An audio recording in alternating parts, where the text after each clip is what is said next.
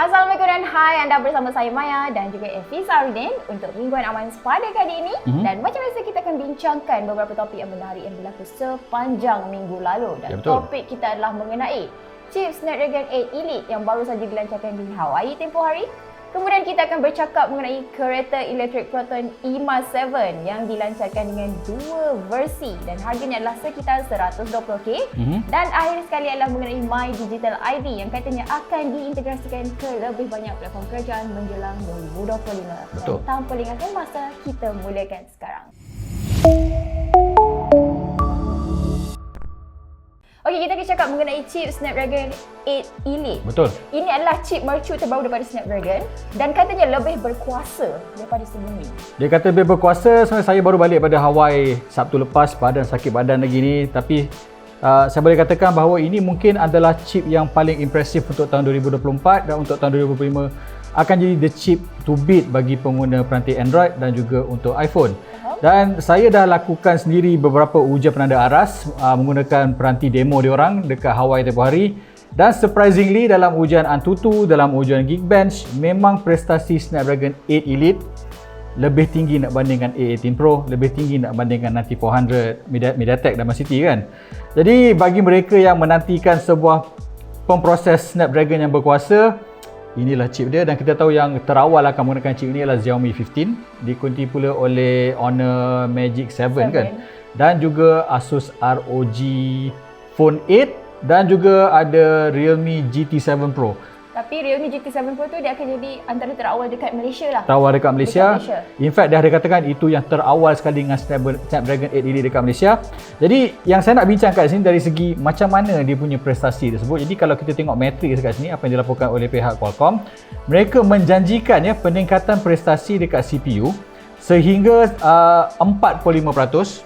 Pada waktu yang sama dekat GPU pula peningkatan sehingga 40%. Kemudian dekat NPU pula kemampuan prestasi AI sehingga 45%. Tapi peningkatan prestasi ni tak bermakna sekiranya bateri makan kan. Jadi yang impresif kat sini ialah mereka kata boleh melakukan penjimatan penggunaan CPU sampai 44% bateri.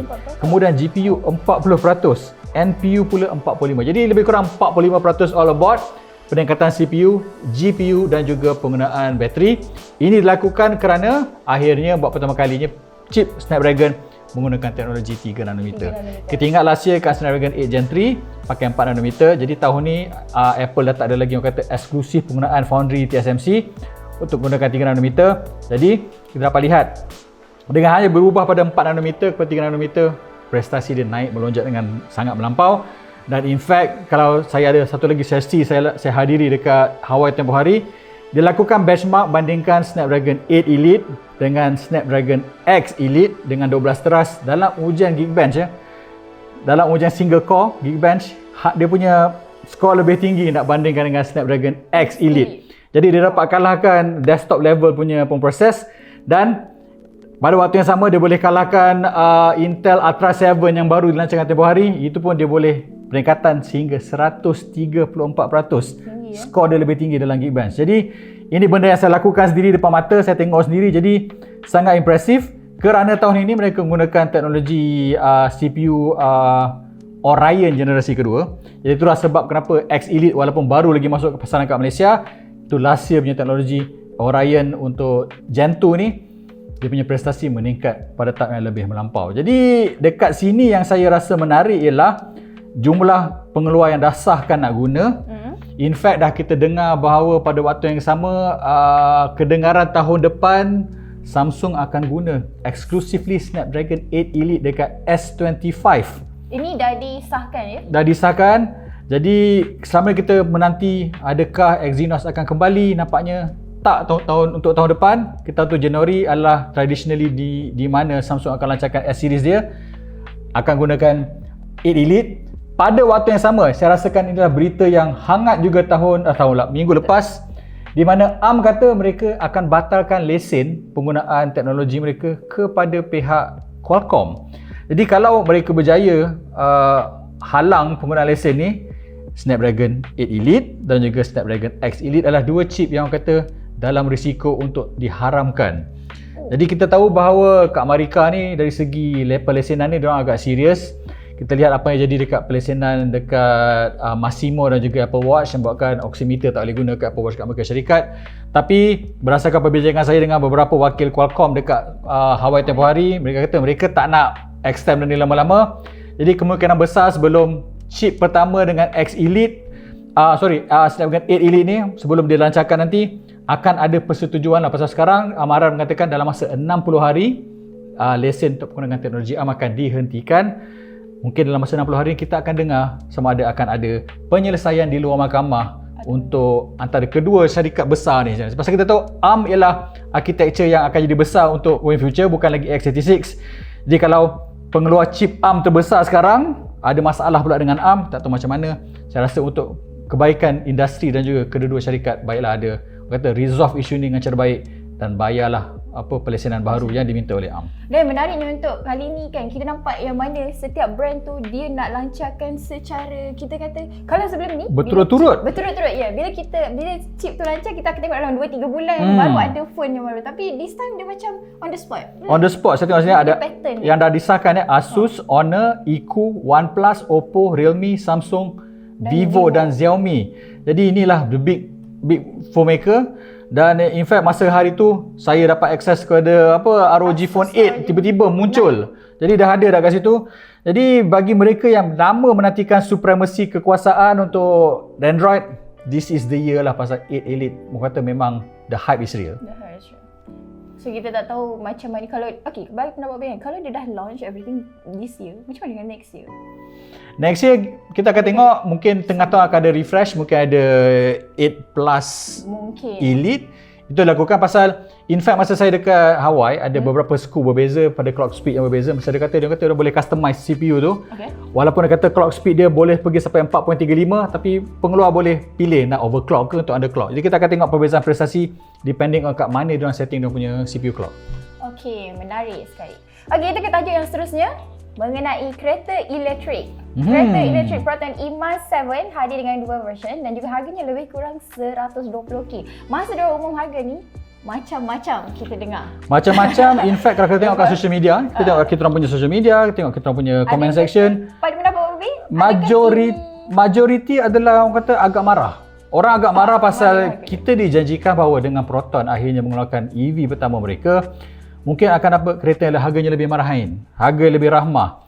Pasal ketika pembentangan belanjawan tempoh hari yang disahkan akan melancarkan kereta under 100k hanyalah Pro 2. Itu macam ini teks silap ke, PM lupa letak ke, tapi hakikatnya sekarang dah disahkan bahawa Proton punya kereta pertama harga sekitar 120k yang boleh kita kategorikan sebagai masih lagi mahal. Lebih kurang harga, tak silap saya Atto 3 lebih kurang harga macam tu.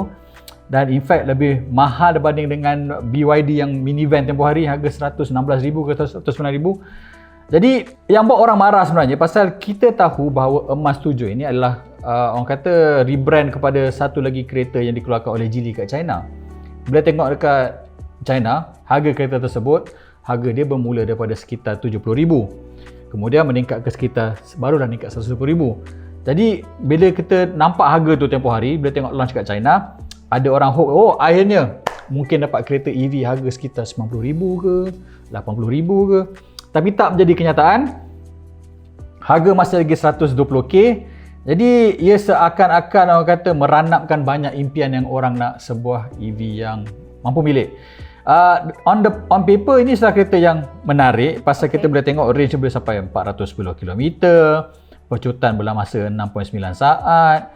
Jadi boleh pergi sampai 175, ada fast charging dan segalanya. Tapi seperti kita lihat sekarang, pasaran dekat Malaysia sekarang didominasi oleh syarikat pengeluar daripada China. Walaupun Proton anak syarikat Geely, tapi pricing dia tak macam harga kat China. Dekat kita tengok pun kat Malaysia pun harga yang orang kata paling kompetitif sekarang ialah BYD. Sesuai lah dengan status BYD sebagai pengeluar EV nombor 1 dunia sekarang. Kalau Tesla pun dia boleh bantai, Proton pun nampaknya tercungak-cungak kat Malaysia nak lawan harga. Mungkin berharap kepada patriotik lah. Kalau orang patriotik nak pakai kereta buatan Malaysia, branding Proton untuk Malaysia kan. Although kita tahu ia hanya rebadge. Tak tahu macam mana, anda pun boleh komen. Tapi saya peribadi saya rasakan harga sekitar 120,000 tu adalah terlalu mahal lagi untuk kebanyakan orang. Sedangkan kalau kita tengok starting price kereta sekitar at the beginning, orang kata yang marahin ialah mungkin dalam 45,000 ke 60,000. Orang expect mungkin 80 tadi macam saya cakap tadi. Bila 120k, banyak rasa cancel nak beli. Macam Obis ni ada dah nak beli. Saya belum lagi bersedia nak pergi ke EV sebab dia pasal saya masih ada range anxiety. Setiap kali cakap dengan Tekong, dia kata kena charge. Saya tak suka nak charge. Saya kalau boleh nak A to B, 3 hari sekali baru isi minyak. Kalau kena charge every day, belum lagi. Saya belum bersedia. Saya honestly saya cakap saya belum bersedia untuk berpindah ke EV pada waktu ini. Jadi kalau anda dah bersedia, kat Malaysia nanti akan semakin banyak EV, pasaran akan jadi semakin menarik, mungkin akan ada harga yang lebih kompetitif dalam masa yang terdekat. Tambah pula kata Pro 2 akan keluarkan at least 2025. 100k, menarik. Kita hanya boleh cross finger pasal adakah ia akan menjadi king macam Myvi. Kita akan tengok macam mana. Okeylah, berita seterusnya akhir sekali mengenai My Digital ID yang bakal diintegrasikan pada semua perkhidmatan kerajaan menjelang 2025. Ini bagi saya resmi sikit lah. Okay? Asyik obey je tadi kan. Okay, betul. so kita tahu yang My Digital ID ni adalah salah satu inisiatif kerajaan. Okay? Dia macam kata dia nak mudahkan kita sebagai pengguna untuk akses segala platform kerajaan. Betul. Dia kira macam IC. Macam IC tapi secara digital. Betul. Okey, kata kiranya kalau dulu kita nak buat apa-apa platform kerajaan ni, kita kena melalui satu orang cakap perjalanan ataupun proses yang panjang dan setiap platform tu adalah berbeza. Tapi betul. dengan My Digital ID ni dia senang je. Okey. Jadi baru-baru ni katanya kerajaan tu dia nak tambah baiklah My Digital ID ni dengan cara meletakkan sign on. Sign on ni bahasa Melayunya kira kita login secara tunggal. Korang login je, korang dah boleh akses banyak platform. Betul. Okey. Jadi bila kerajaan buat benda ni, rasanya dia akan lagi mudahkan kita dan dia takkan memeningkan kepala kita. Okey, sebagai manusia biasa saya jujur kadang saya lupa kata laluan saya. Betul. Bukan sangat kata laluan, kata nama tu pun kadang saya lupa. Daftar pakai akaun apa pun tak ingat. Ya, betul. So bila kerajaan buat benda ni, saya bagi saya secara pribadi ini adalah cara yang lebih memudahkan. Okey.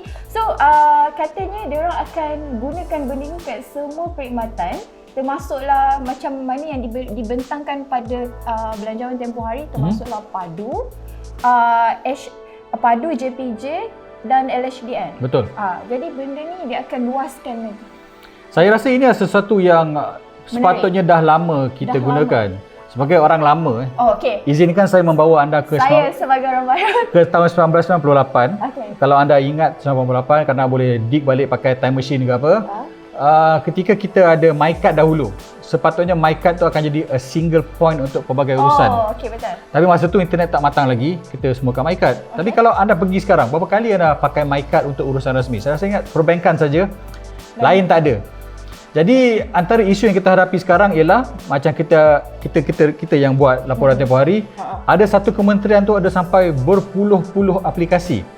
Berpuluh-puluh aplikasi, berpuluh-puluh portal dan setiap satunya memerlukan login berbeza. Ya. Jadi dia akan menyusahkan. Jadi dengan satu point, sama juga macam kita sekarang kalau kita tengok Google ada passkey, Apple ID ada dia punya sendiri. Jadi dengan satu saja untuk orang kata sebagai identiti diri, tak perlu risau. Dan lebih penting sekali bila ada identiti My Digital ID ini, anda itu sah adalah anda. Jadi kalau ada sebarang bentuk scam ke, adalah lebih mudah untuk detect balik. Dan saya rasa memang inilah benda yang sudah lama sepatutnya dihasilkan oleh kerajaan. It's actually dah 26 tahun too late. Dia kata better here than never. Saya menyambut baik. Cuma saya berharap bahawa isu yang berlaku macam tempoh hari dia kata wajib pakai My Digital ID kat MyJPJ. Benda tu dia akan pada mayangkan. Sorry saya potong. Kalau dia wajibkan kepada, sebab tak semua orang pakai phone yang orang kata up to date. So adakah dia akan menyusahkan orang, akan menyukarkan pihak yang macam ni? Pasal tu saya rasa dia satu-satu yang harus dilakukan secara berperingkat. Saya rasakan kalau kita tengok hari tu ada statistik tentang berapa banyak peranti kat Malaysia kan. Boleh dikatakan one on one. Setiap orang kat Malaysia ada satu mobile phone, dia punya statistik. Jadi saya rasakan bila semua orang ada digital ID, semua orang ada pengesahan, saya rasa ini adalah baik. Saya rasa untuk kita have to go forward sampai bila kita nak physical. In fact antara benda yang saya sambut baik apa yang diumumkan oleh Perdana Menteri tempoh hari ialah nanti tahun depan ni bila nak pergi dekat sebarang urusan kerajaan, nombor boleh pakai online saja. Bukan lagi kena pergi beratur pukul 6 pagi dekat depan. Sekarang pun dah nampak tau. Kalau korang nak buat pasport, sekarang korang tak boleh pergi kios. Korang kena pakai My QS kalau tak tahu ya. Yang tu My QS dia akan buka every 6 AM. So korang kena Itu still kena rushing. Betul, yes. Jadi orang kata masa depan pendigitalan yang dijanjikan dengan Multimedia Super Corridor. Berapa kali terakhir ada dengar Multimedia Super Corridor? Benda yang diimpikan lebih 25 tahun lalu akhirnya akan jadi realiti. Saya sebagai orang lama dah menantikan MSc dah 26 tahun.